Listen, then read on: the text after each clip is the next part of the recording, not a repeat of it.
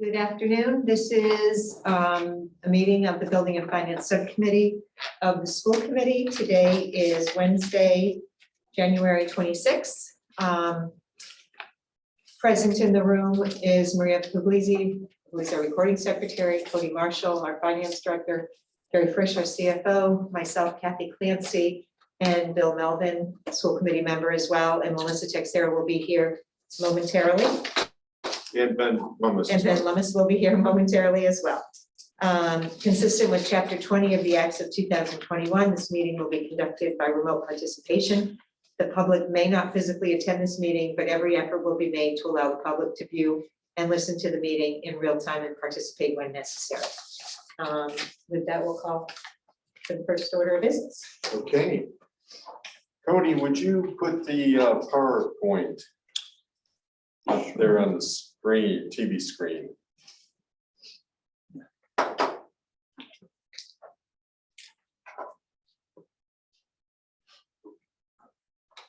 Okay, thank you. So tonight we are going to provide an overview on the fiscal year 2022-23 draft budget. Next one, please. I'm trying. Okay. So here's tonight's agenda. It's broken down into three main sections: introductory, financial section, and other information. Next slide. So on this introductory section, we're going to cover 4 topics: guiding principles, the budget process, budget calendar, and intended outcomes and long-term vision. So let's get right to it. Our guiding principles for FY23 budget development are 5 components. First one is connected to the development of the Gloucester Public Schools plan for ongoing improvement. And we're going to be able to demonstrate each of these 5 components further down into the agenda. Next one is based on priorities for student learning, student support, and high quality instruction. Now, moderation and financial prudence are a must. And keep in mind, we always have unanticipated expenditures, especially due to COVID these past several years. We're going to be able to demonstrate how we improve recruitment and retention of our staff. And we're going to build a budget with an eye towards FY25. So keep in mind, we're building an FY23 budget, but we're going to look at a long-term vision as we do this budget. Gary, is that through 25 or is it up to 2025? It's through. So we're going to primarily do a FY23 annual budget, but our thinking is going to go over 3 years. When the relief money goes away. Yeah, right. Yes. And just to let you know, this budget is a collaborative budget process. We had all the building principals and all the department heads collaborate and provide initial budget drafts, as well as a leadership team of superintendent, myself, Greg Bach, and Catherine Provost, our director of special ed. Now, when we met with the principals and department heads, we asked 3 questions. And the 3 questions are: what are your strengths and priorities for your school or department? What do you need to execute on these priorities? And what are you willing to let go? So those were 3 common questions, and our budget is built upon their responses. FY23 budget planning chart. So here are the main topics for the budget. We've entertained presentations to the B&F committee from the department heads and building principals in January. Tonight, I'm presenting to the B&F the draft budget. Next month will be a very interesting presentation by the superintendent to connect the instructional plan to the budget. And in March, we're going to advertise in the newspaper to hold a public hearing in April, where the community will have a chance to ask us questions regarding the budget. The budget book, which is all the detailed budgets and detailed budget accounts, will be presented to the B&F committee in March. And that will be a working document that will continue to update throughout the budget process. Our school committee approves the budget to be submitted to the mayor at the end of April. And the superintendent is going to present to the city's B&F meeting the budget. And then final approval will occur on the last school committee meeting in June. So it's a 6-month process, January to June. And this is just the beginning. Let's move on. Here's the budget calendar with the different dates. The items shaded in yellow have already occurred. And tonight is shaded in green for the presentation by the CFO to this committee. Let's move on to the next slide. Our intended outcomes for the budget are to closely align the budget with our strategic priorities. So the budget matches what are our organization's priorities, which is student learning and improvement of academic achievement, as well as social emotional growth. And of course, we want to keep allocating dollars for the good work already happening in the schools and departments. And of course, allow for sustainable growth throughout the budget year. Now, I alluded to this before, our long-term vision, which stretches out to FY25, is to build a budget that supports ongoing improvement in student learning, student engagement, instruction, and student support. We have developed a cohort of staff positions that we have hired and are funded by the ESSER grant. And the ESSER grant is part of the COVID-19 grants. And our goal is to shift those positions from the ESSER grant into the operating funds year by year from FY23, FY24, and finally in FY25. So it's a 3-year process, and that is our long-term vision to move those salaries onto the operating funds, to make those permanent, not temporary. We want to create permanent positions. Of course, we're going to anticipate increases in health insurance, salary adjustments each year, and allow for sustainable growth in our budget to meet the different priorities. Let me stop here and just say, if you want to ask a question like Bill did before, please do so throughout I want to make this dynamic and interactive. I have a question. I know there are a lot of positions funded by the ESSER grant. Is the intention that all of them are retained, or do we move over into the operating budget those that we prioritized as being? Because some probably, some are, I would expect to be, impactful while we're recovering from, the learning challenges we've had. And hopefully we then get back to what might be a new normal. So it's sort of wait and see type of thing, like what happens, how things develop. We have a plan, right, and you'll see this, a timeline to get them all on, but that's to deal with them if we need to, so you'll see how they're sort of sorted out, 4, 5, 5, I think the divisions are. But, you'll also see that there's been a change there.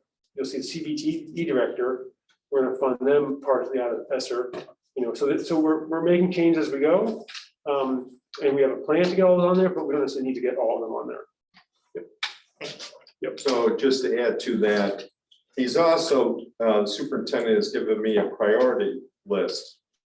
So to the highest need will be funded, and the lesser ones, if at all possible.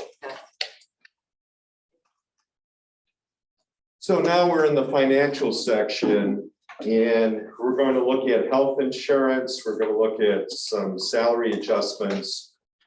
Again, what we just talked about, the ESSER positions, out of district tuition, circuit breaker, and finally we'll get to the budget summary. So now we're headed towards the heart of the budget.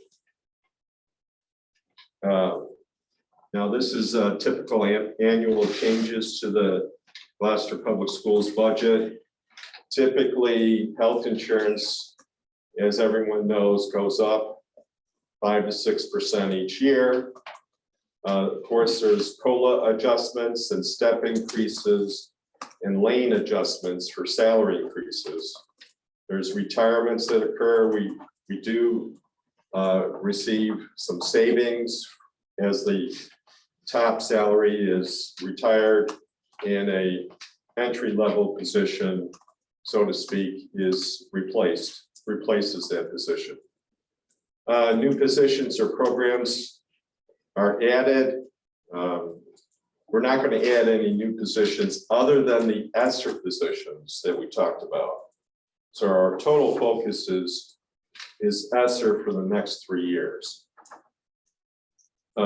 We're going to look at reallocations based on priorities shift. So one, the budget decreases on a lower priority and will increase on a higher priority. Special education costs change each year based upon the mix of students we have that come to our schools. And they include out-of-district tuition, transportation, and the placement of students. So out-of-district tuition is where we place a student, not in our schools, but in an alternate setting to better meet their needs. And then, of course, there's transportation to get that student from Gloucester to the private placement outside the district. So let's move right along to health insurance. Health insurance we have last year was just under 6%. So we're budgeting 6% increase for our employees. That amounts to $344,000 and change. Now let's look at the historical perspective. We go all the way back to FY18. FY18, sure enough, the increase was 6%. Unusual, FY19 had a decrease. Again, how does this occur? How does the increases or decreases occur? It's based on claims made by the employee or the retired employee. So it's based upon usage. And so overall in FY22, you'll see it's 5.67%. And we're trending very close to that number. So that's why we picked 6%, and it goes down to 5.79% when we add the retired personnel into this mix. Yeah, And question. just to be clear, not so much a question, but maybe answering somehow. Sure. It's not necessarily 5.7% each plan. It's overall average. Oh, Some thank plans go you. up 9%, some only go up 3%, so the average is. Yeah. So isn't that how we get to that number? Yeah, thank you for addressing that. It would just be interesting to see. I know that there's a higher percentage of our staff on a certain insurance. And if that one is the one that goes up higher, then that could be a problem going Right. forward. Yes, Because it very much makes the so. overall average to be higher for us. So that enrollment data is going to occur later in this budget process. We'll reassess as the numbers come in and the employees select their plans. Well, you get your numbers in March, right? In the March GIC? March, April. Do you know, Cody? Usually it was March. Well, yeah, I think April 1st is the deadline for them to switch. Right. Ain't gonna change. Oh, I think you're right. on No, I mean the March. GIC releases Oh, here. when they It release releases is the their first week in rates. March, but I Yeah. can remember all the superintendents used to scatter for that information. Right, so the information is in March. The open enrollment occurs a little later. Typically, during open enrollment, there's not that much movement. Mhm. So we're able to pretty much figure out in March how our numbers look. Yes. And then we just met with John Dunn it's Monday, and but then we always check, with him on things along the way, Yeah. and we check this percentage, the projection with him on the He was okay with 5.79, and he said that was fair, good to stick with, so it may change, as he said, but the numbers that we were working with last year and checked with John held, so. Good. I think actually might have improved a little bit, so Okay. anyway, so yeah, so we're getting the best information we can. Thank you. Yeah, just a general question. How- Sure. Number of people, employees and retired, what is that total up to? Do we know? The number of, The number of, that I'm going to get that number for you. I don't have it today, but I'll email it to you when I check with HR. Yeah. I'll email the entire committee. Good question. You're looking for the total numbers in our total plan. number that we're insuring. Okay. Total numbers were insured. Okay.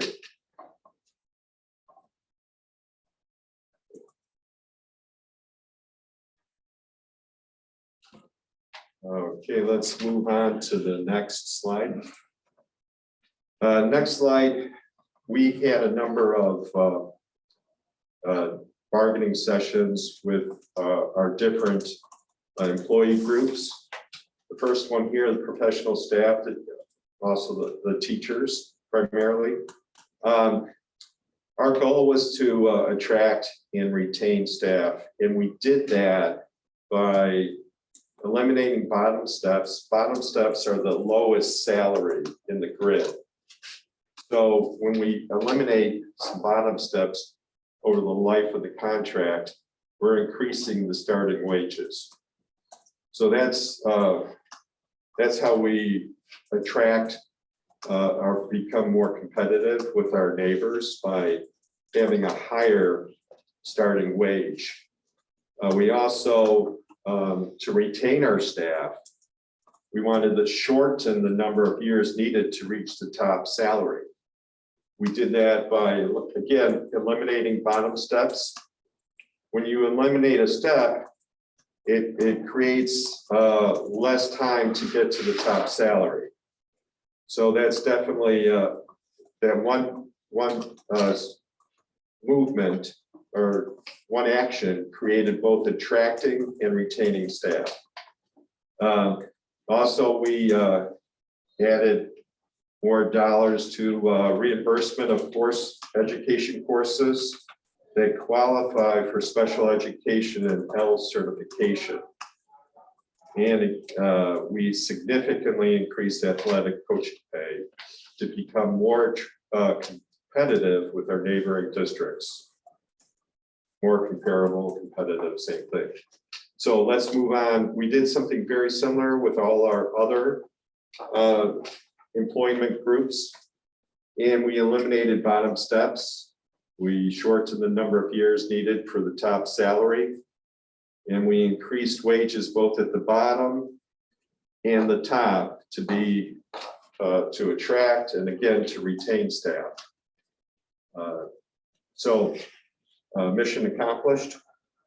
Now let's look at teacher compensation changes for FY23.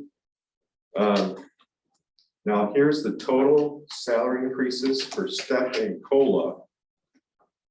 They amount to just under $1 million, 978,000. We also budgeted lane changes.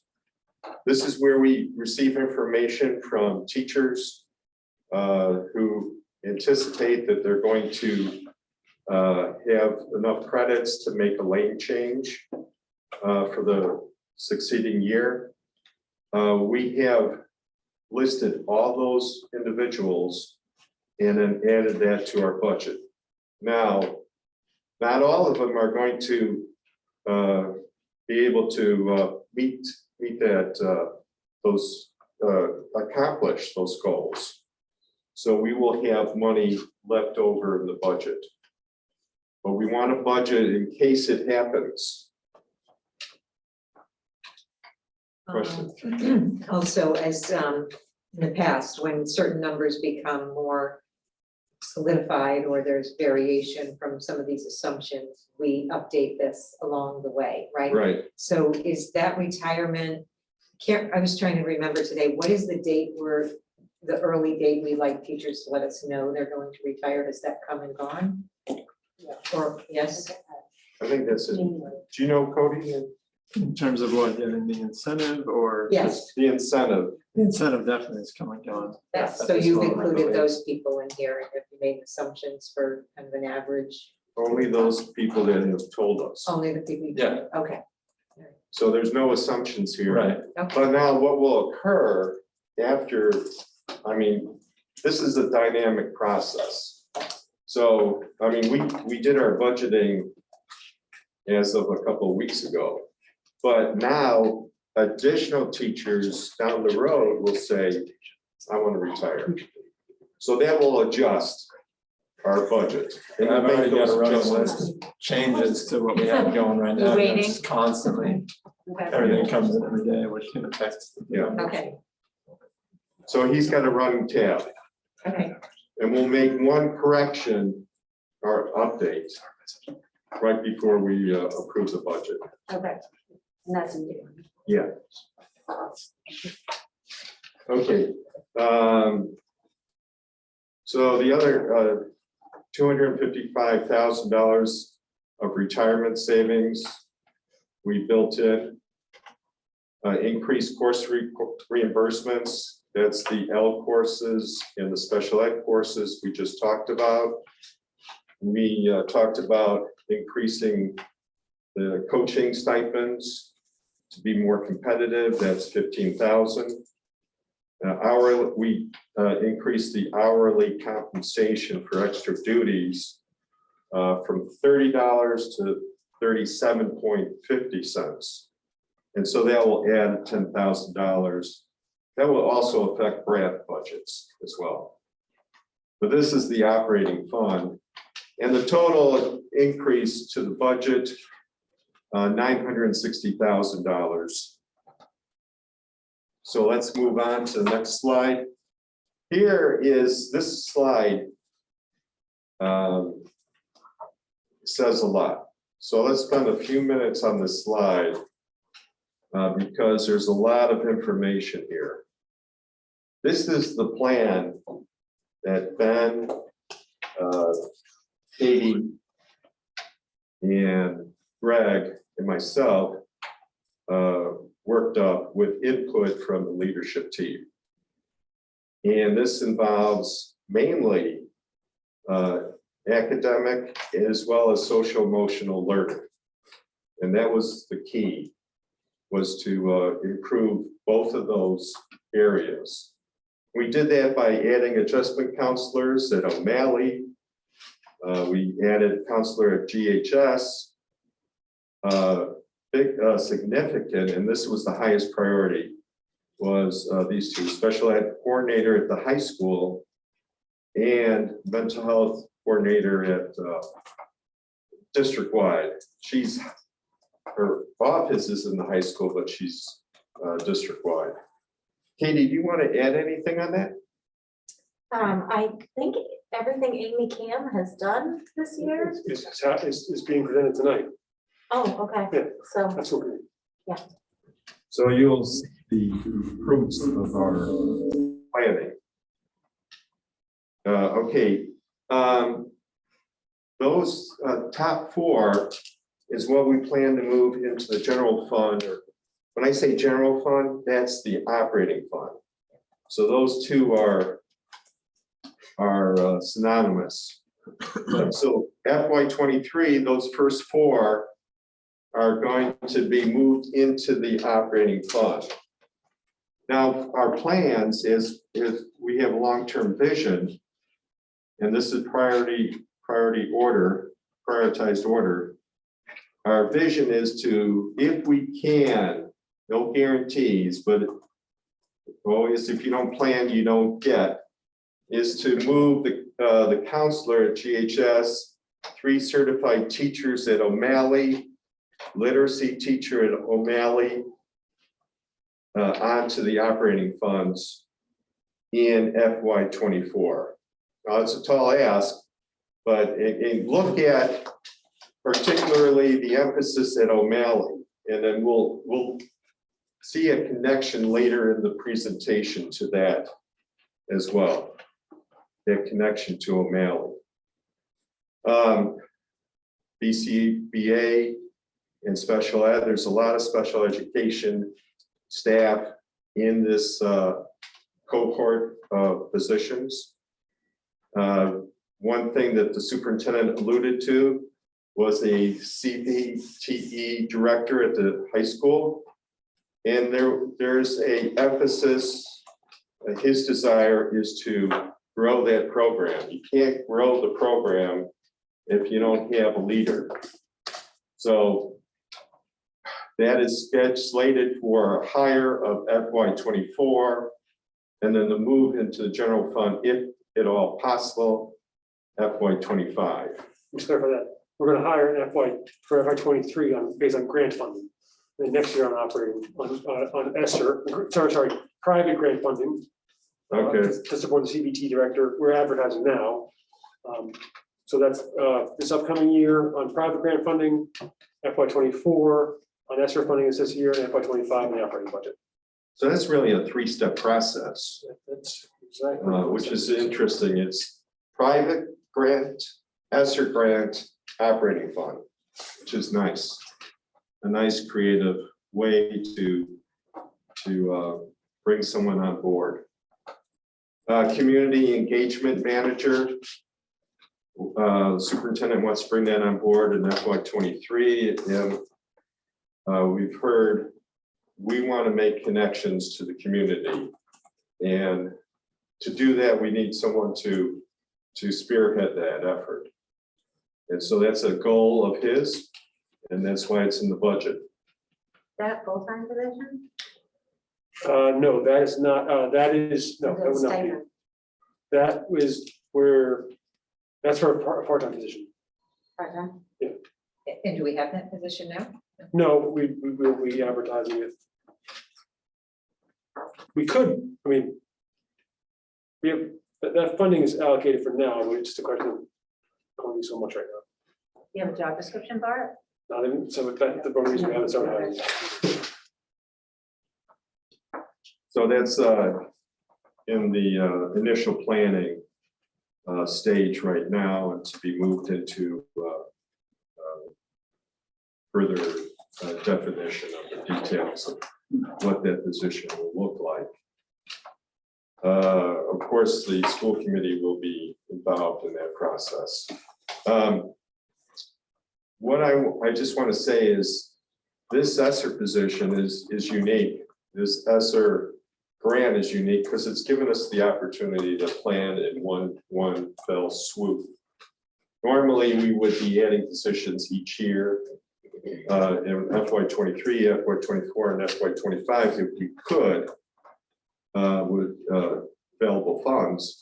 But because of the grant, we were allowed to do that in one initial effort, and that's provided better planning, better coordination. So the ESSER grant has definitely been very, very helpful. Okay, moving right along. Federal ESSER funding, district mental health coordinator, a key position, strengthening social emotional learning, mental health support by improving coordination of services for students and professional development for our staff. Now, this is particularly important during COVID, as we know. Enough said on that, because it's so common sense. Moving on to the special education administrator, we needed a real focus on coordinating the number of outplacement students at the high school. We believe this is money well spent because we're going to be able to coordinate better. We're going to be able to put students in, not put them, but be able to figure out, are there services in-house that we can utilize to minimize students going out of district. It's always better to serve the student in the city. And there's less transportation, it's closer to home, a lot of different reasons. And so this will help immensely. Do you want to add anything? I can add to that, definitely. Please. So Lisa Williams, who's been the program leader here, became more of an administrative role. And it also has helped with the out of districts, as Gary said. It's also helped with really building the capacity for her to support with evaluations and the evaluation process, to take some of that off of the principal's plate. There is much more collaboration and connection between her, because we've added Megan Balesandro. Balsano. Sorry, Megan. The two of them being able to collaborate and coordinate and oversee the special education department. I feel like it's made a big difference this year here. We've been able to bring a handful of students back into the district at the high school level. Okay, thank you. Yeah. Very much. That was very insightful. O'Malley, adjustment counselor, strengthen the students' social emotional support at the middle school. And then transportation manager, this has been very, very helpful as we have now 2 people in the office. We have coverage from 7 to 4. We are able to better communicate with our families. So this has been a much needed position and it's been very, very important. Yes. Just so I'm clear, these are positions that we've already moved to the budget or that we're in the process of? We're proposing movement of the budget in FY23, In in the upcoming budget, yeah. Yeah. So we, of all the other positions, we're identifying these 4 as the really, from another way of saying it, of all the extra positions we've been able to add, these are the highest priority ones. Yeah. And the ones you want in the budget, they're the ones you'll hear. You just heard a little bit about what Katie said about the special education coordinator administrator at the high school. They're here tonight from Amy Cam, which is, she's the district mental health coordinator. Just the tremendous advantages we have now because we have her in a position. I'm an adjustment counselor. I can't just describe enough the need there. That was sort of very well known and widely agreed to. And then, as Gary said, the transformation manager also essential. And another area we're seeing that already helping out is, there was an accident earlier in the year, minor one, in the, or just sorry, not earlier in the year, just in the last think it was in December, I can't remember. Mhm. It's a fender bender, which isn't uncommon, but that allowed Lori Francis, our director, to go there, to support the driver and make sure everything was okay. And while Cameron was back at the office, still monitoring, dispatching, and working with drivers who are en route to schools around the city. So last year, we did not have that advantage, it was a possibility at all. Good. So, yes. Yeah. same. They've also been able to substitute for drivers. that Right, they've also out, been, yeah, substituting for which has drivers. been huge. Yeah, they're doing training, and it's really helping out. And they're also looking looking into whether or not we can bring on the van, provide in-house for out-of-district transportation. So, and we couldn't look into that and just figure it out if we didn't have additional support for the director. You know, one thing that might be a little confusing is these positions that we're talking about are already on our staff. Yeah. They would go away in 3 years if we If didn't we move didn't them, transition, onto the operating budget. So I just want to make that Yeah, clear. that's important. not confusing at all, it's just like my two brain cells were barely clicking that for me. Okay. All I right, got it now. all right, super. Clear as mud, right? Right. All right, let's move on. All right, here again is the 4 positions, and we have a total of the impact to the budget, and that's $352,000. Does that So include health insurance? that does not include health You have insurance. that elsewhere. Yes. Okay, let's move on. Out of district tuition costs. Katie wrote this budget slide. Do you want to take? Sure, I'll take it. It's an excellent graphic So. you have there. No, The that's Gary, graphics. Gary did the graphics, Gage uses the text, okay? Yeah, and Greg stole my graphics. We So. won't forget that. The out of district tuitions, and it's an enormous cost. And it's for students that really require a more restrictive setting with highly specialized program to meet their unique needs. There's students that the decisions are made on an individual basis by the teams, and they are students that otherwise would really not make effective progress. With that being said, I think that we're estimating, we have about 53 students out of district planned for next year. I think that's pretty stable with what we've had in the past. We have brought some students back, but we've also had to send some other students out. And percentage wise, when we compare to other districts, we're actually at the lower end for the percentage of students that we send out of district. We're at about 6%, where looking at other districts, they're around like 7 to 10 to 12 even. I think the Tri-Town is the lowest and they're at 2.5. But so in comparison, we do have a lower number, even though it seems like an insane amount. And Katie, they It's a could big be- amount, large amount. So- Yeah, right. They could be sent out for, when we say 53 students, is that for educational support outside the district, or is it? Yes, so it could Is there a be, variety of issues? there's a variety of different placements. Okay. Some are considered public placements, such as the consortium that Yep. we have our membership to.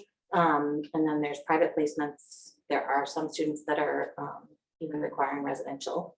Yeah. But And with the consortium, you said membership, that would assume that we pay some sort of fee, and are we paying on top of that, or is that just kind of cover the, does the membership kind of cover the? so the membership is just to be part of that, I see. the consortium. It's not a large amount of money at all for the membership, and it I really, they provide consultation, like we work with them, we get other things from that as well. But the North Shore Consortium is where we have the majority of our students placed, because they are, we work really closely with them. We look to try to bring the students back when we can. Yeah. Okay, let's move Sorry, don't on. let me talk again. Now, this is a historical perspective of the numbers of pupils that we have outplaced from FY 18 to FY 23, and of course, the cost. And that it runs from 3.4 million to about 4.4 million. So FY 22, we had 3.8 million, and so we're a slight uptick here, slight being just shy of $400,000 increase for FY 23, and 2 more students. What's interesting here is that, you can see that if you look at FY 19, same number of students in FY 19 as this year, essentially the costs are the same. That's quite surprising in many ways because the costs here are doing nothing but going up. Yeah. Now it goes to Ms. Melvin's question about just the different types of placements. So it varies, student to student, but that's how you can see that even though these tuitions go up pretty significantly, pretty regularly. But we're trying to sort of we're able so far to maintain costs at a similar level despite those increases. Yeah, so a little background behind those, what Superintendent just brought up. In FY 19, we had a few residential, which was the student is placed there 24 hours, and those costs were like $300,000 for a couple students. So those students have now since graduated, so we have a mix of lower cost students than we had. Thank you. But And in the past, I do know we've been part of advocating at the state level for certain caps on increases to public special education programs, right? Because school districts and communities are capped by a certain amount of percent increase in revenue, and therefore we didn't. The advocacy is please don't let them outpace us to a huge degree, because clearly it has an impact. yeah, that's very helpful to control cost. Luck. I'm sorry. Yeah, good luck. Moving right along, here's our out-of-district tuition budget. I'm going to start at the end and work my way up. So at the end, let's look at the FY 23 budget, and that's $1,900,000. And the FY 22 was almost $2 million. So there's a decrease of almost $100,000 in our out-of-district tuition budget. Now let's move up the chart and understand. So we just, on the previous slide, we talked about $4.1 million, our expected tuition. That's up there, 4.1. Now we're going to bring it down to a budget of 1.9 million in 2 ways. One is prepaid tuition dollars. And this is similar to last year's number of 1.250, or I should say exact. And then also circuit breaker. The circuit breaker's been, this is the highest it's been in years.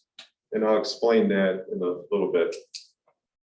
So that's 1.5 as a offset to that tuition cost of almost $4.2 million. Now, let's move on to the next slide, and I'll explain what's happening with that 1.5 million. So circuit breaker is the state special education reimbursement program. These monies from the state flow directly into our budget. So Chapter 70 is the state aid. That doesn't flow into our budget. That flows into the city's budget. But this is one of the few funds, like other than grants, that flow directly to us. And the circuit breaker reimbursement is based on the prior year. So the students, with all their costs from FY 21, the claim is calculated on FY 21, and we received the dollars in FY 22. So we've already received the 1.5 million. So it's a three-step process. We're gonna budget and spend the dollars in FY '23. So the kids cost FY '21, receive the grant or the grant monies. I shouldn't say grant, I should say aid monies. And then we spend in FY '23. It's formula driven. Now, this is really interesting. And I'll have an editorial comment on this as well. Okay, just for the record, this isn't very interesting, okay? But it's very important. Okay? Okay, so the threshold is before we receive a dollar.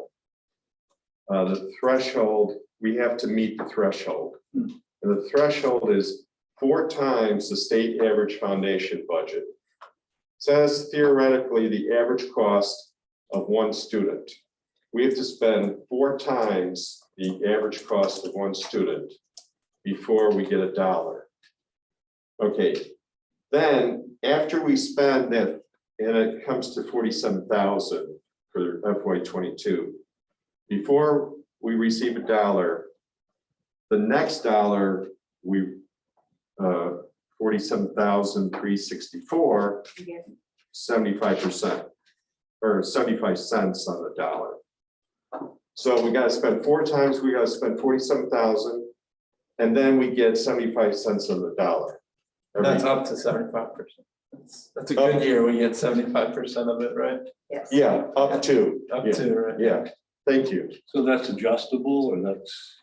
That's what the state can afford. They can afford Yeah. that. They can afford. They tell us what percentage we get. Okay, so now we're going to go through a hypothetical example. And just to be clear, the 47,363 is the average cost of out-of-district tuition per student, not regular. Yeah, that's a Right? good, yeah, thank you for pointing that out. We at the, especially at the consortium, is typically in that neighborhood. Mhm. Yeah, so let's move on to a theoretical example. Before we do that is the timeline. Oh, I'm sorry. But I just explained the timeline, so we can skip that. Yeah, so before we get to the example, we have to, I have to share with you one more new piece of information that just started last year. And the state has now allowed us to get reimbursement for transportation and related services. And they're phasing that in over 4 years at 25% eligible costs each year. That grows 25%, 50, 75, and then 100. So now I'm going to walk you through a hypothetical example. And the example is a student, we're going to say, costs $80,000. And the transportation related costs are $30,000. So out the door, we are spending or budgeting $110,000. We just heard that before we get a dollar, we have to spend 47,000 and change, 363. Now we're going to subtract that 47,363 from 80,000, and we get 42,637. Sorry for the computation here, but if you just bear with us. So we're eligible for 75% of the 42,637 because that's the excess over the 47,363. That gives us 32,000 rounded. So on $80,000 student, the cost to educate through an outplacement, we are receiving from the state 32,000. And then the transportation costs, we said, were 30,000. Next year, the eligible cost is 50%. So we get 50% of 30,000 or 15,000, 75%. 11,250 that comes to. For a total between the tuition and the transportation, we received $43,000 on 110,000. So superintendent says, is that all we got? So here's my editorial comment. And it's a good one. We should, the state should fund it. You pay for the first student, the average student cost, and then we'll pay 75% thereafter. End of story. And that way, you know, we do, every student, we have to pay the average cost. You know, we don't get a, you know, free ride on anybody. But then let's do a cost sharing that makes sense. 75% after we pay the initial cost, and then we'll take the 25%. That's your wish. That's your wish, right? That's your wish. Yeah. That's your wish. It's your wish. Yeah. He's right, it's I your got some wish. wishes. Yeah, this is what it should be. And of course, to the, you know, According to Gary. 75% of the transportation cost. We get funded and we'll pick up to 25%. Okay, so you've heard what the world according to Gary. We'll move on to the next slide. Circuit breaker funding. So the circuit breaker funding, we go from FY17 all the way to FY24. We're projecting FY23 and FY24. It was about $1 million for the first 3 years of this graph. And then we perked up in FY20 to 1.3, went down a little. And now FY22 includes both the tuition and 25% of the eligible transportation costs. That's why we got a little bump up. We anticipate in FY22 that the total claims were down. So we anticipate we're gonna, you know, receive less. We spent less, we're gonna receive less. But it's gonna kick back up in FY24 because we're gonna be at 75% of the transportation cost, eligible cost. So we anticipate, and especially FY23, we're seeing a spike up. So that's why FY24 shows an increase. All right, let's move on to more exciting things. Significant adjustments to the budget. And this is what we do every year to see what are the major impacts to the budget. We've already talked about teacher salary increases at $960,000. Support staff salary increases, $132,000. We'll add to that. I'm going to skip professional development just for a few minutes. ESSER positions, we've already talked about the 352. Health and dental, we talked about 344. And we've also talked about the out of district tuition we covered at 91,000. Now we'll talk about the other two that we haven't so far. And professional development, we had some educational software costs that we moved on to ESSER. And those costs, if we look at a multi-year package, we can have a substantial discount. Where we can't entertain that on the operating fund, because on the operating fund, the auditor only wants us to spend 1 year in the operating fund. Whereas in the grants are multi-year, we're allowed to look at a multi-year cost. So that shift reduced the professional development budget by $130,000 and shifted it on to ESSER.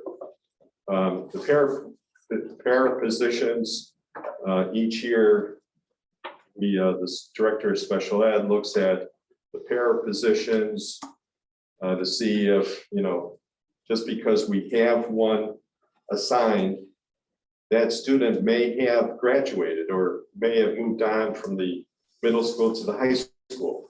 So she looks at those positions and makes adjustments. And also we've put some more onto the grant, different grants, 240 grant, which is a special education, as well as Title I, another grant, and as well as ESSER.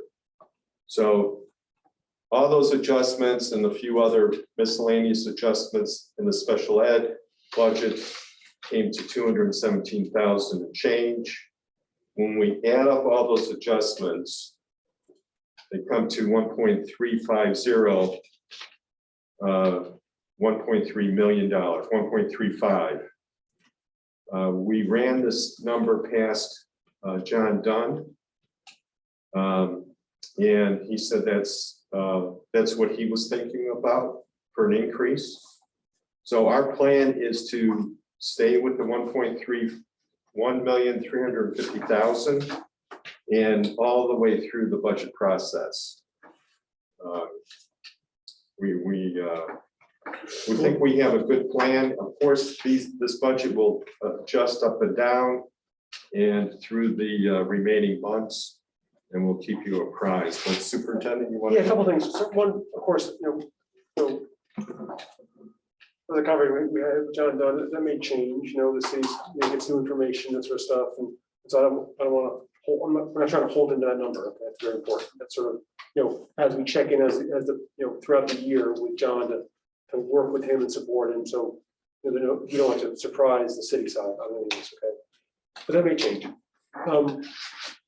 There's some areas where we continue to work on and think about. We're meeting with, Katie and I are meeting with Lynn Beatty tomorrow, for example.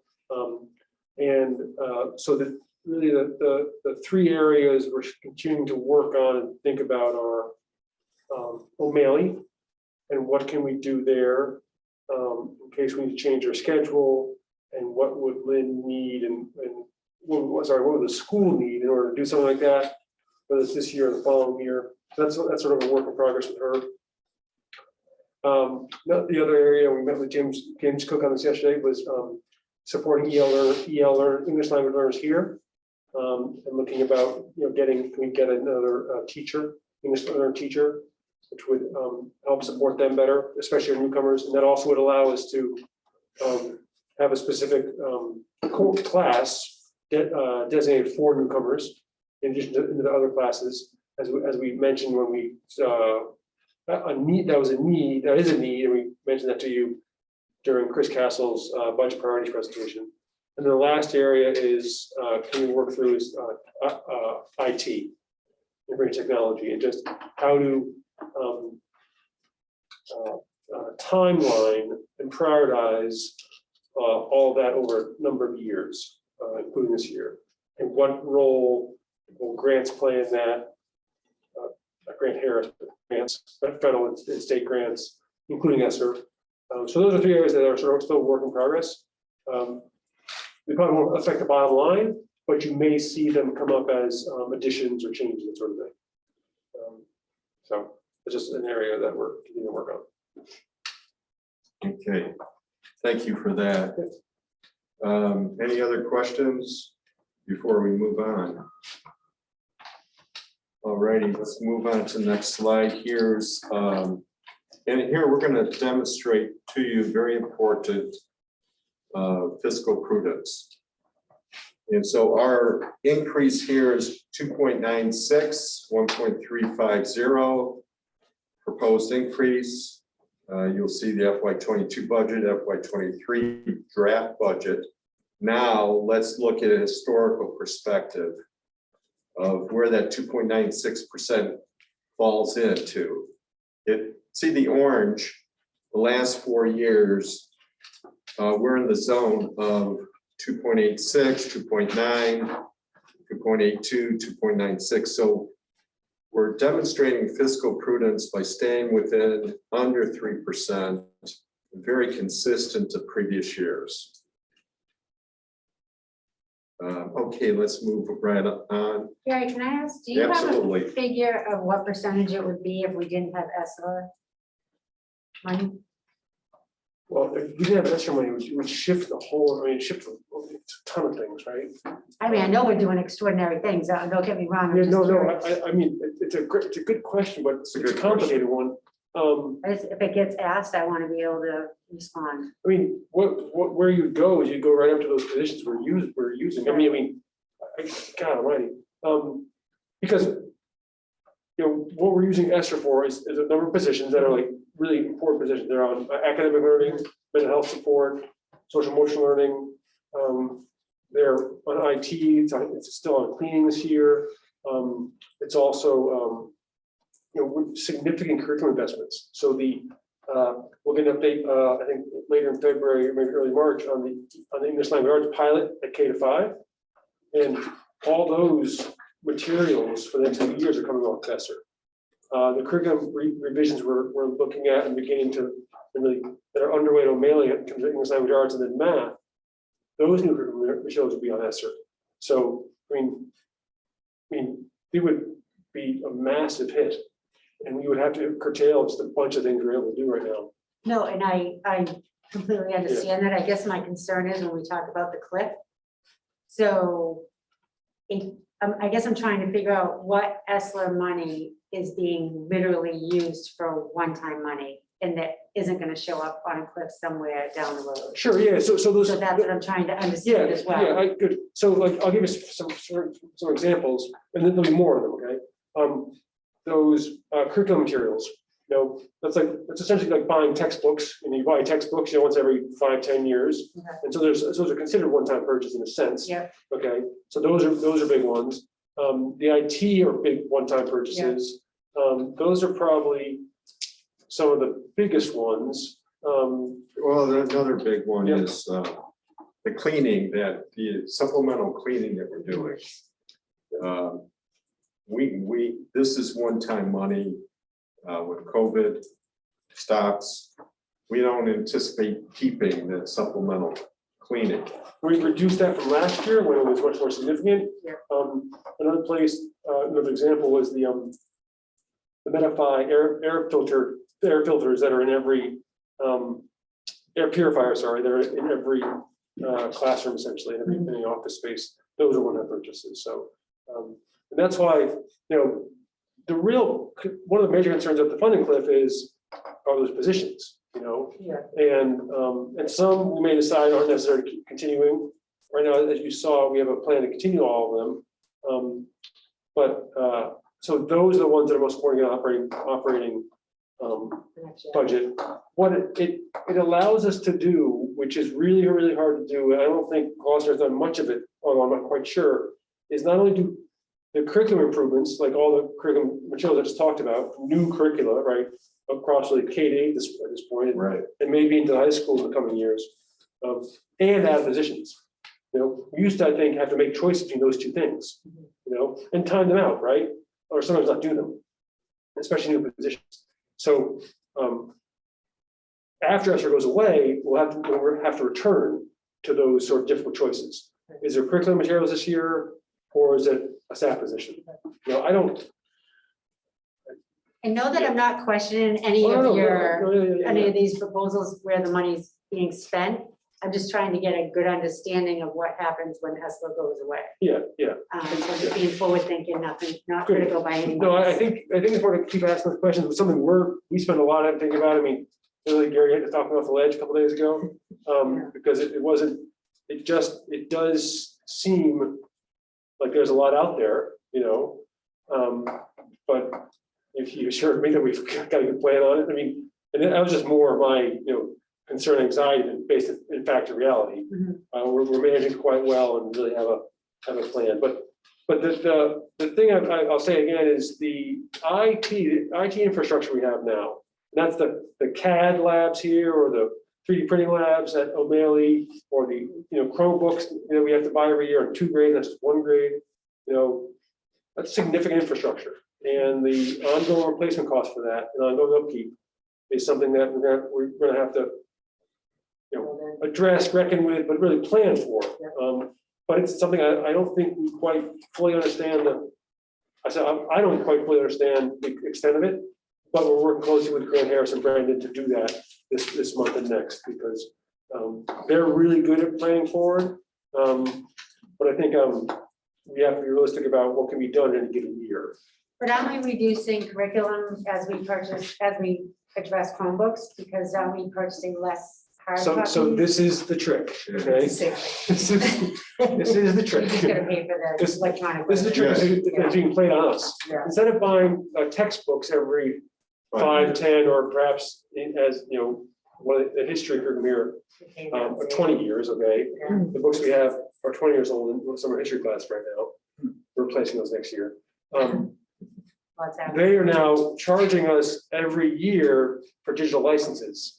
Okay. So and that's Same lower, expense? it's, you depreciate the textbooks, I believe, over a number of years, and if you allocate that across years, or, if you did, it always was a one-time purchase, right? Across the years, it balances out to some degree, but it's a much different thing if you're buying across many curriculum areas every year for digital license, digital product, as opposed to, year by year for different ones. That's interesting, because the sell years ago, when they were pushing the technology, that was gonna be a benefit. And here we are with minimal Well, benefits. here's the other piece that is annoying at best. Financially, right. Right. Exactly. Figures gonna go. Well, we're down, current, right? at least we're getting current curriculum every year. Yeah. Yeah, Which but- is huge. No, it's a big deal, but, and you can make adjustments easily, but here's the part, And I didn't mean to get us off track. No, this is fundamental to the budget, okay? Because not something that can go away. When Esther came out, Esther and the other federal grants came out, not so surprisingly, but disappointingly, many of our licensing fees went up significantly. Oh, really? They saw that there was money in the system Opportunity. and they raised the prices. Really? Yeah, I mean, significantly. But we're also now looking at ways, we haven't been able to do multi-year license contracts with them. If you do that multi-year with them, 3 years or 5 years, the costs are much less than a year by year. Okay. So through, whether it's by paying through grant funding or other means, we're learning how to be able to pay for multiple years in 1 year. Okay. That helps too, but this is something that's evolving right now, especially because the price increases due to federal dollars. So that licensing fee is gonna stay, it went up significantly, it's gonna stay, our budgets are gonna drop in 2 years, and we're gonna Yeah, no, this That's is, with a this is, high this is, yeah, it's an issue. license fee. Yeah, no, So that's it's, another issue. yeah, no, and that's all related to the IT piece Okay. that I'm talking about. Okay. It's a real, still another question. Yeah, someone's gonna make a buck on it. Yes. That's the bottom line. Right.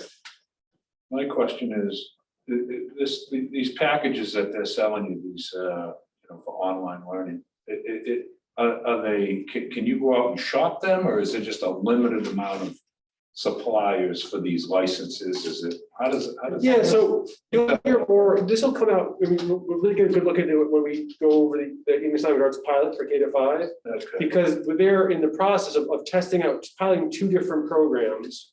With those programs, you get the teacher materials, student consumables, plus digital materials. Yeah, Okay, and so, but you really, just like you used to buy a textbook, Yeah. in this case, we are buying a program, it's vetted by the teachers and discussed and decided by them.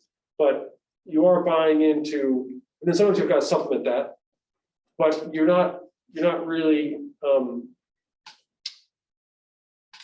what we're trying to go for is the one that we think is going to make the best impact on our student learning and student achievement.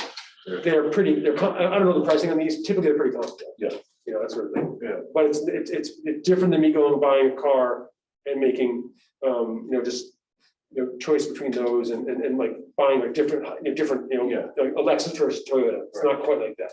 Right. Is that helpful? Good, very helpful. And that's separate, and again, I'm just asking this because I got a lot of things going on in my head. Like when we talk about that Star 360, Yeah. is that like an assessment program, or Yeah. is that? That's an assessment program, exactly, right? Right. Yeah, it would be like buying, I mean, That's actually one of the, I don't say newer developments, but the last 15 years or so, you weren't really buying testing programs like that. Sort of standoff testing programs. You were either creating things your own, but that sort of a regular assessment is actually one of the newer pieces in education. I mean, 15, 20 years old. Gotcha. In the sense that if we assess students regularly based on skills they're supposed to be learning, more regularly, like, monthly and sort of stuff, really how they're progressing, then we can adjust. Yeah. That approach of assessing and adjusting just wasn't a part of teaching, honestly. Right. I actually took a couple of nights to kind of study this stuff, 360, till my eyes glazed over when I was. Great. There's a lot of good stuff that, then I thought, well, who's their competitors, like who are they selling? Yeah. Have we looked at those? But it seemed like the reviews were so good on that stuff. Yeah, no, we had easy CBM before. When they did the pilot, they reviewed a few different, that was just before the year before I got here. But typically, Greg Bach has led that, especially at the elementary schools, and has done a great, he and the teams that join in with him, teachers, and typically our coaches, have done a really great job of assessment, testing, trying them out, and then deciding. And that they've come up with one that with Start 360 that just a lot of good work and feedback from teachers. Excellent. And also these assessment programs that we purchase versus before, right, doing your own assessment, Right. their benchmarks or their point of reference is a more universally accepted. Where should somebody be in the fall? Where should they be in the winter? Where should they be in the spring? Right. So it's a validation from outside, how you're Independent. doing relative to what I did.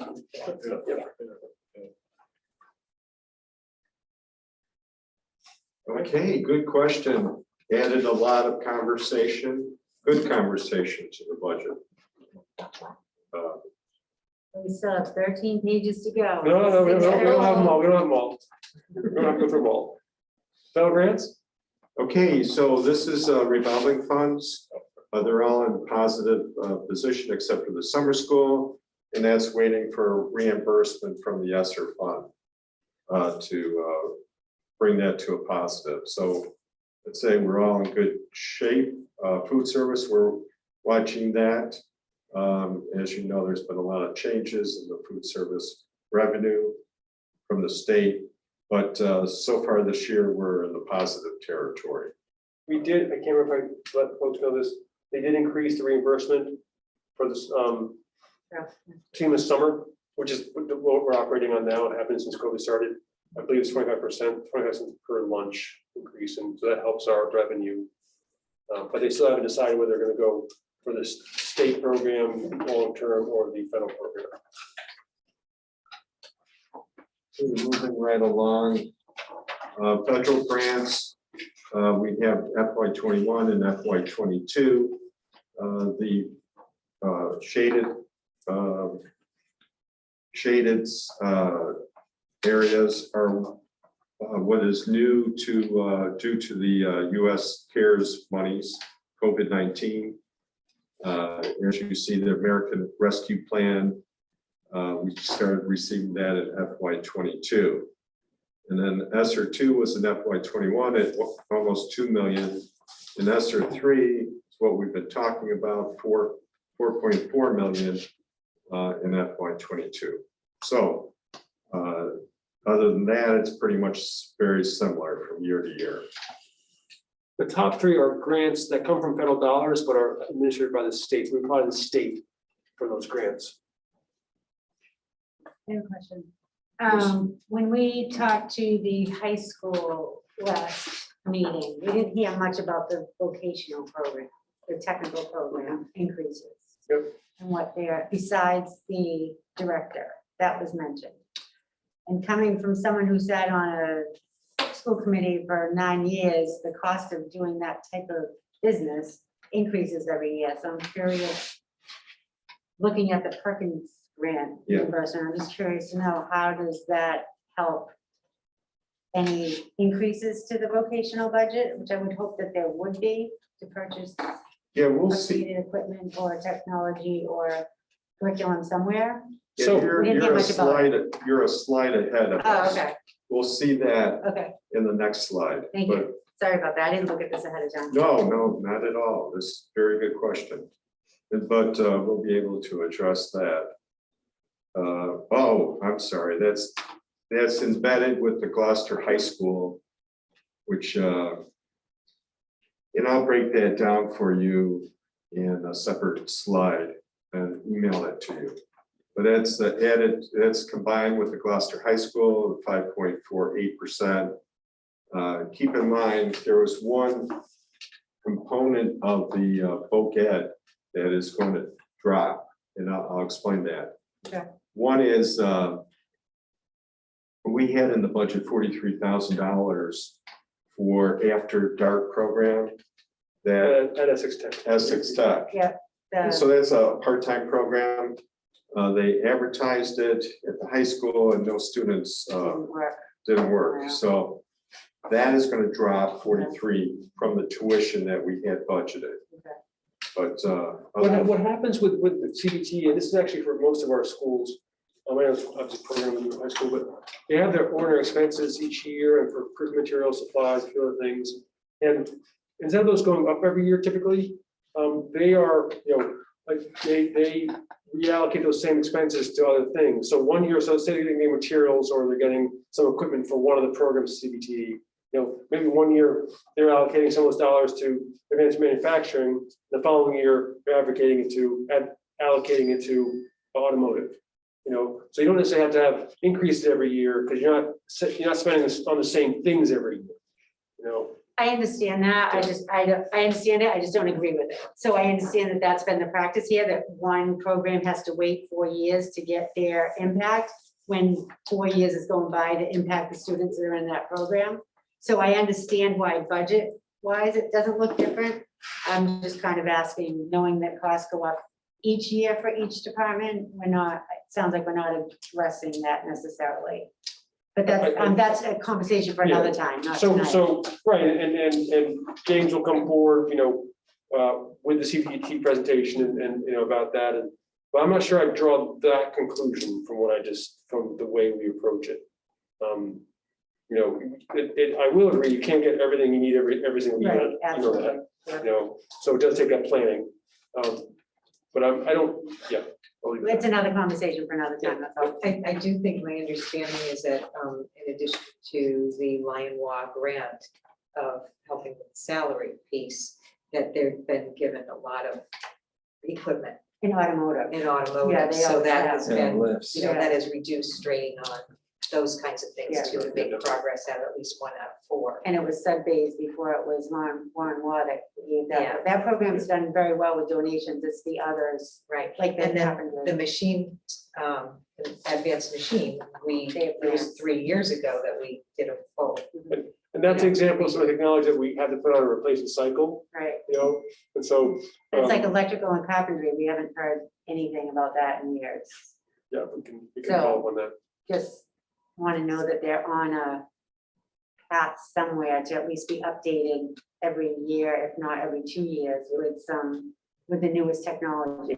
I do think with the administrator, when we hire an administrator, That that person will help us really, the role is helping do that better. Yeah. And that's through, not only the planning and carrying it out, but through the partnerships and also grants, just so we can allocate, so we can get resources from our operating budget and from other sources. Exactly. So that's really one of the primary purposes, so. Thank you. on this budget by department, as you can see it, we've got the middle school, we've got the high school, and I grouped all the elementaries together into the elementary schools bucket. And you can see that all these percentages are in the positive territory, except for the professional development that we talked about. And so when you average them all, they come to 2.96%, or what we talked about, the 1,350,000. You can see that some of the percentages are higher, like Gloucester High School is at 5.48% versus the elementary at 2.79%. That has to do a lot with the lane changes. There's a lot of lane changes at the high school that bump that number a little higher. But some of these, if you look at athletics at 9.5% increase, that had to do with the increase in the coaches' salaries. But it's only $21,000 here. And so even though it's 9%, it's a very, very small number. So probably the largest increase here you'll see is the employee benefits at 5.56%. And that we talked about, that's what is based on claims experience. And we'll refine that number as we get more information. But again, this is the first look. And I think we've been able to, in this budget, I feel pretty good because we're able to, as we talked about the ESSER money and the cliff, we're moving 4 positions that the superintendent and his team has said are very important. And we're making those permanent by moving into the operating fund. So again, I think the ESSER grant has been very, very helpful in planning and being able for us to take a group of positions all at one time and decide this is what we need. And then be able to make that permanent over a 3-year process. And that's our plan, that's our vision. And I think we're off to a good start. Moving right along to the next slide. So let's stop here. So we can see other pieces that are in here. The contracts have been settled. There's enrollment, there's per pupil costs, that sort of thing. But I want to pause and just, that's essentially, we're done. But happy to answer other questions or see what folks want to talk about. We've gone an hour and 23 minutes, so if we want to pause and not overdo it, I'll give you an opportunity to ask one more time if there's anything that you want information. If we can't provide it now, we'll provide it later. I'm looking to Bill because he's new. I'm good, that was very good. Yeah, Yeah, I thought it was excellent, excellent, and I learned a lot. I have a lot of thoughts and questions, I probably need some time. Well, this is not the only opportunity. Right. This is Great a opportunities. 6-month process. Right. So you'll have the presentation memorized by sometime, Right. like later. by June, we'll be dreaming about it, talking about it. We want you to send your questions as they occur to you. Yeah. And we'll be able to answer those, look them up, research, get back to you. Yeah. I think on a high level, this is excellent. Yeah. You know, you dropped it in our hands in a very positive way, promoting good choices within the budget, knowing that all the detail is going to be following over the next couple months. That's the reason why I don't really have any questions, because I know we're going to get into the details more than tonight. Yeah. But to have this dropped in our lap with this type of progress in the budget year coming ahead, I'm actually excited about it. And usually budget season, then who are we going to take away from to help support another department? Yeah. And I don't feel that so much this year, and I feel like we're gonna make tremendous strides this Yeah. year and next year, and then learn to go forward with hopefully more grant money with a different name. Yeah. That does bring me to two, thanks for Sure. saying that, because it brings me to 2 quick questions. Okay. Don't have to be too expand on the answers, but is 3%, hey, let's keep the budget, 3% growth in the budget, let's keep it below 3%. Is that kind of the benchmark for public schools? You've or got is that- Proposition 2.5, right? So the tax levy can't Proposition increase. 2.5. Did I say No, I don't think he heard proposition. No, I Oh, didn't. yeah, Proposition 2.5, right? Yeah. Yeah. So, which really limits they're increasing in the tax levy to 2.5% a year. Yeah. So that is really the benchmark. In good times, and we get more than that. And the city, for the last few years has been managed very well financially, it continues to be. So that's why we're able to, and we really, at least in my approach is, we go with what the city gives us. I don't personally like to advocate for more than that, because there are folks that there are other needs in the city, and they're far reaching and wide ranging. Doesn't mean the school committee, can't and sometimes, may want to, but with this level of funding, I really believe we should be able to live within that and be able to do a number of things. And sometimes that's going to be, getting new positions because we have new money. Sometimes that'll be, getting different programs because through reallocation of existing, programs or staff. But this is, this is a good place to be. I'll leave it at that. And I think in places you guys have seen much different places, experience those. So We've seen years where we were level funded, Right. which means, yeah. which really means cutting. Last year, but Yeah. more Yeah, services. because of the press.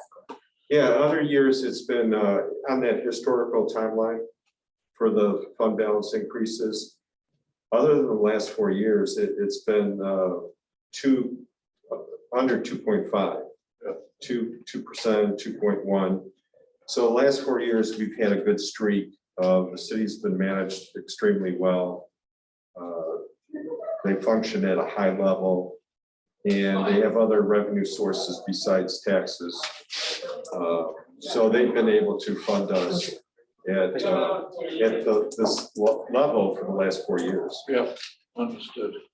And I guess my other question is, like, I saw some stuff about grants tonight. How does that process work in the city? Is there a grant writer or someone that says, okay, we're going after this There's a lot of grant? us. We have, so that's the second time I got that question this week about grant writer.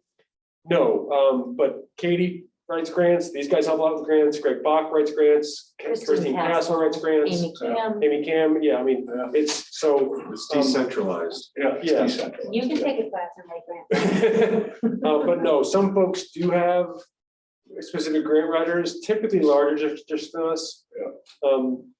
But as you can see, I mean, our grants, looking at that grant slide, the ones that are shaded are the ones that increased significantly this year. Yeah. And they're new federal dollars and relief dollars. The other ones don't change a whole lot. But if you have staff if you're paying for staff within those grants, obviously staff costs increase every year. So if you have staff and say supplies, materials, in a grant, but the staff costs go up every year in that grant, because that's what staff costs do, then you're squeezing the other parts of that grant, so we always have to be sort of conscious of just that when those grants don't increase, how are we adjusting them because you may have staff costs. So it's not all school districts really do get by and include staff on grants, but it's a little bit trickier. Not a little, it's something you gotta watch more closely, because you could be affecting the impact of the grant because you're reducing parts of it, programs or services instead of staff. That makes sense? Total sense. So, but that's the one of the things to watch out for grants. Other thing is federal grants can be pretty onerous in terms of reporting. But those ones most of those are title grants, Title I, poverty, 2, English learners, I believe, 4, professional development, the ones that are there, those title grants are for specific purposes, basically. I think I got those right. Well, I look forward to learning more about it. It's a nice first pass for me. So, Okay, great. You'll get the budget book. The budget book will come to this committee subcommittee first. February 16th, I think, is the date. March. March? It's a March 3rd B&F meeting in March. It's in the calendar. Yeah, I'm looking at the calendar. It says, might be wrong in the calendar. Anyway, well, we were, I see. Yeah, I don't see it.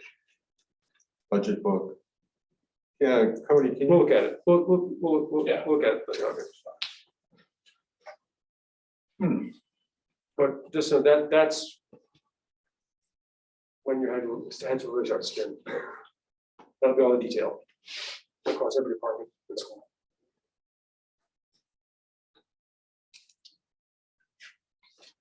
Anything else?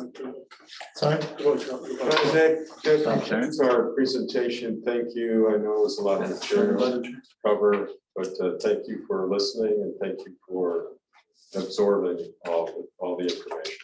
Thank you, very well done. Thank you. One of the pieces that, We still have budget transfers.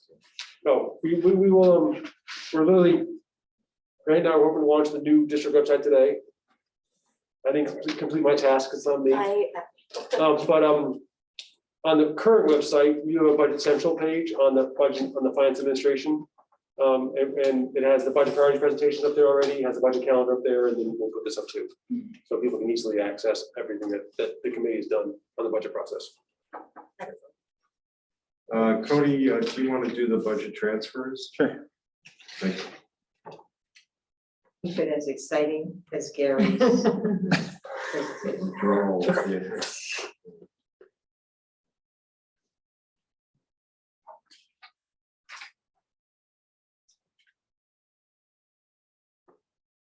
So the budget transfers, we go over them every month. They're pretty standard. It's normally moving money that we already have to the appropriate accounts because of a given reason, whether it be somebody needs different materials, it requires a certain account because of DESI function codes. We want to follow the best we can to make all the right purchases with the right function codes and object codes as well. So a lot of it is just either ordinary to ordinary or salary to salary. And there's about 12 of them this time around. And I guess I would just want to give you guys the opportunity to look through them and ask me any questions instead of meticulously going through each one. Can you just go through the larger amounts just for example? So- Sure. So I can go for the first one as an example as well. So as always, you see the accounts, listed both right here, and then they have their descriptions following. Then the debits and the credits. The credit is what the account that's giving the money or taking away from it, and the debit is the account that's receiving the money. So for the first one, it's going from central office business office supplies to instructional software for technology. And that's due to a lot of the overages that technology is experiencing with what we budgeted for some of the software items this past year. Like we talked about, things are going up because they know a lot of money is funded through the feds and everything. And they're not particularly IT's responsibility, so we do have to make up for them in that case. So can't expect them to pick up the slack where it wasn't theirs to budget for in the first place. Moving along.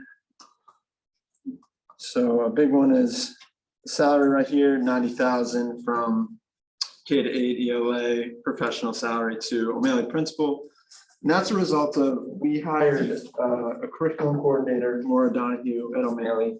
And I wasn't really sure where to budget her. And coming to a conclusion after looking at the function codes, I think the principal line item with the leadership is what it's called as a DESI function code was the right spot.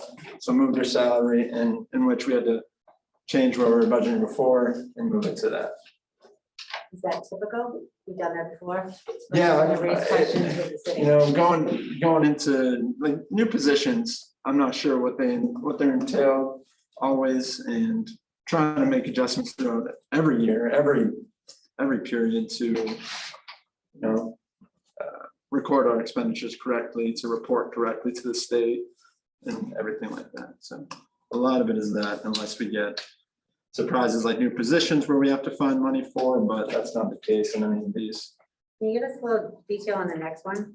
Sure. Which one? 24, 5,000, how do I identify it? Like, JHSL Paras. Yeah, sure. I don't know if there's a number. we I were- believe that might be temporary because of all the, did we hire the nurse admin assistant? Is that what that would have been? That's what I'm I'm sorry. I trying to didn't get at. complete We haven't hired those yet. Okay. We've hired contact tracers, so it could be that. Yeah, there's been a lot of money that we're trying to figure out how to allocate for the contact tracers through grants and such, so. And then there has been a recent, I mean, it was an unfilled position, but I wouldn't know, that we hired for. There Yeah. were some paras that were unfilled. Right. Yeah, That might as well, so- that maybe identify that we don't. Hey, can you blow that up a little? Sure. I wrote this one. Yeah, some positions were not filled, and so we moved the money to support other positions that needed additional funds. And So are that these was- contract traces, are those hourly jobs or are they? Yes. Part-time jobs? How does Timesheet, that- yeah, It's what? timesheet, they submit Timesheet, timesheets yeah. weekly. We have two individuals, actually, we have two individuals. Callie, who's Alicia Gossam's daughter, whose name the last name I can't remember. She came over from the Department of Health. The Kelly Tybert. Yeah, and then she's gonna actually play a significant role in the new testing approach we have, we'll talk about tonight. And then another person who's just doing part-time. I mean, As well as all the nurses who have been submitting, oh, yeah, I mean, Right. right, yeah, absolutely. all the current existing. Tremendous amount. So if a different testing program does come to light, the contact tracing still stays in place? No, it doesn't. We will end it. Okay, we'll find out more tonight. I was just curious. That's Okay. part of the new process. Can you cursor down some more?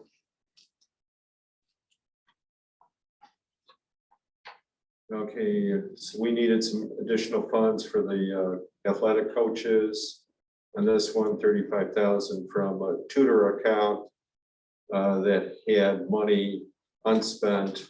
And then we needed it in athletics due to the contract that was ratified. That's retroactive pay.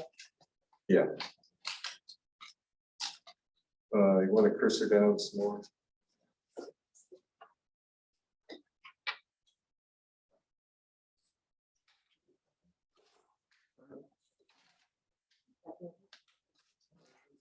So this is, a lot of this is moving salaries from one salary account to another.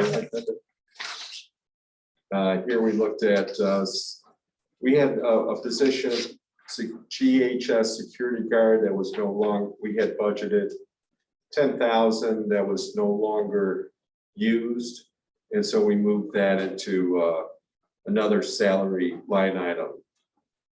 And we had some sub costs that weren't being used. So looking at all our accounts and moving money to fund different salary accounts. And this is something that we do periodically throughout the year. And again, we'll do it at the end of the year as well. Any motion? Or any questions? No, I don't have any questions. In a business, if you went over budget, you would just show your open budget. Yeah, In a municipality, you have to move the budget to be able to spend the money, right? Yep. So it's, Yep. it's a different process. Right. Okay, so I move that we approve the transfers as presented. so move. Is that a second? Yeah, second. We have a motion and a second. Is there any further discussion? All in favor? Yes, yes, yes. I don't think we have to do roll call. We're here in person. Okay, yes. Aye. Aye. Aye. Aye, aye. Awesome. Aye. Thank you very much. Okay. Do we Motion have to, time for, I'm sorry. Do we have time for a break before the school committee? I was just gonna I'm trying to move do that now, guys. to adjourn. Motion to adjourn. Second. Any discussion? All in favor? Aye. Aye. Opposed? We are officially adjourned. Thank you very much. Have a great night.